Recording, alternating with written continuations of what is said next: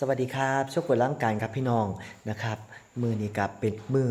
ที่ว่าฝนตกนะครับก็เลยได้เลิกเต้นเร็วนะครับในการซ้อมในมือนี้นะครับเดี๋ยวสิพาไปเบิ่งพระเอกนพรัตน์นะครับเพิ่น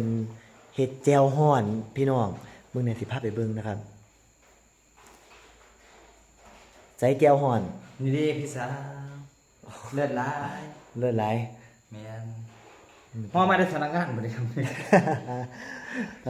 มีหอดอันเฮ็ดหอดแจวโอ้มีหอดแจวพี่น้องนะครับ ที่สุดแซ่บที่สุดครับ ฝีมือไผ ฝีมือพระเอกครับ พระเอกหยัง พระเอกเนตรนพรัตน์ครับผม โอ้ รับรองมาบ่แพ้ผู้ใดหรอกครับถ้าว่าเป็นพระเอกจะเปิดร้านขายเจ้าห่อนเลย เอาเข้าไปเฮ็ดเพชรดูดวงเฮ็ดเพชรดูดวงแล้วก็อันขายแจวฮ้อนไปนำเนาะพี่น้อง ถ้าเบิ่งครับที่เปิดแยกหนึ่งสาขาหรอกแก้วฮ้อนเพชรดูดวงบุ้ย เนาะแจวฮ้อนเพชรดูดวง แข่งกันก็ สิ สุ เลิศ กี้ตีหน่อยพอดี เออ